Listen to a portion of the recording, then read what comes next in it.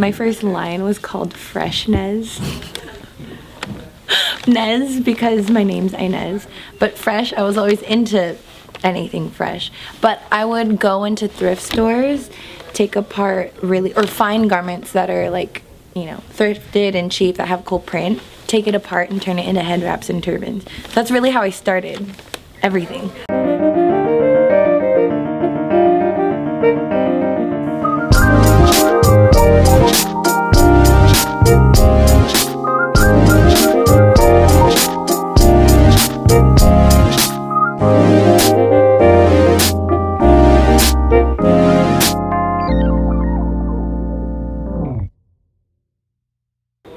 It was my first summer here in New York, and I was working for a high-end designer, and I was fresh out of school. A lot of that spirit of me wanting to be a designer or doing it myself was in me. So I went ahead and I went to thrift stores because, you know, I didn't have money at the time, but I went to thrift stores and I would find really cool prints or really cool colors of like t-shirts or jackets that are like $3, and I take it and I cut it up, and then at that time I was like subletting like an apartment, and I borrowed their sewing machine that belonged to the little girl who lived there, and I cut up all the thrifted stuff, and then I started sewing. But at that time I really wanted a turban, so I started designing it and making it, and I developed it into the 3-in-1 piece.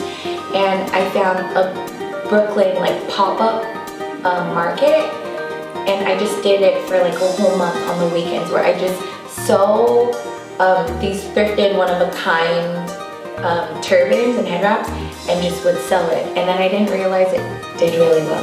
And I did an Etsy at that time, and it did really well. It started to be like a year into it. I realized I couldn't make 60 turbans. And also I didn't want to just make turbans, I wanted to like evolve into other things. So then I started finding a local manufacturer or a local factory here in New York.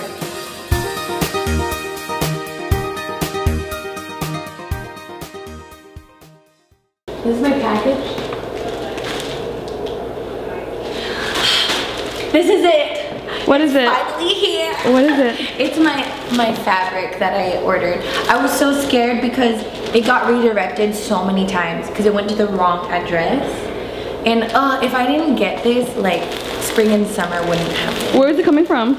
This one's coming from Japan. So it's special print and fabric from Japan.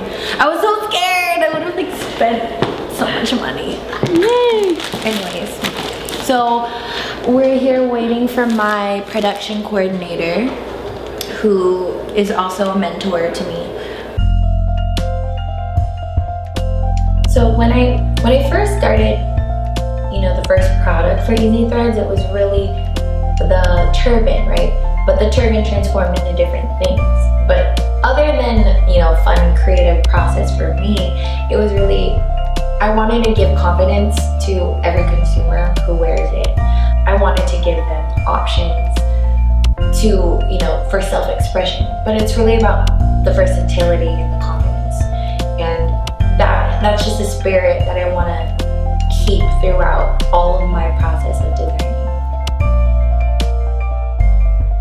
When you start working on a bigger scale, it's just like, you have to really be so nitpicky with the tiniest detail and like remind everyone that you're working with a million times, even if they're annoyed, just to make sure that they know, because otherwise you're like wasting like thousands of dollars.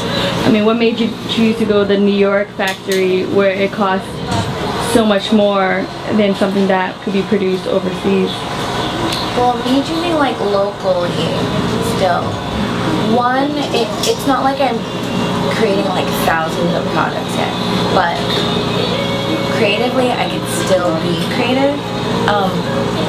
But also me knowing that I'm like helping out, you know, New York and in the manufacturing like industry here, and even just being like cool with a lot of everyone working here, you know, it's more of like a closer family environment.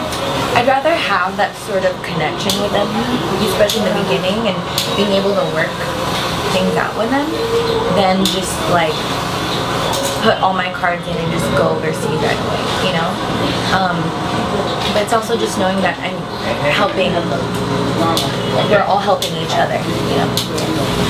A lot of my experiences in fashion business and seeing who's running it are all male.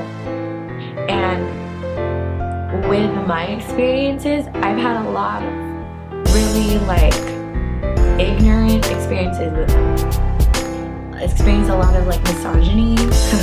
Like I'm not trying to be like too crazy about it, but really like that's real. It's sad. From high end to streetwear, all of it. Did it ever make you question your desire to continue being a part of this industry? Yeah, I questioned it a lot. Cause I'm not gonna lie, like it'll be so tight to be like an example of an Asian American woman in the art realm, but in business realm, but finding a different frequency or pathway of like making business work for themselves. Not just for money, you know, it's to sustain it, right? But one day, that's the goal of it. I never knew really how to operate a company, you know, like I'm an artist, how am I gonna do that? There was a lot of self-doubt in marketing because that wasn't my forte. So much self-doubt in, you know, production and costing and merchandising, you know, or that tying into, will my product, you know, make sense for the masses? And you have to use all of those components that I just said to be able to actually sell it, to sustain yourself. So that's where all like, you know, the doubt and the hesitance, and also finance, well, like finance, huge. That's where a lot of the scary hesitance and doubting happened, because that was a whole other, to me, person than myself, you know, because I knew myself to be an artist and I was, you know, proud that I was, but you know, I had to tap into understanding how to be a businesswoman. Advice for any entrepreneur, aspiring entrepreneur, is first, make sure you're right with yourself, because every decision that you make in the design process, the business aspect, even marketing, you have to be right, you know. It goes to the type of fabric that you have, how it's going to affect the planet. You know, you got to be conscious with what you do. Also, it's okay to risk, because sometimes you need to have little studies or experiments with what works and what doesn't work.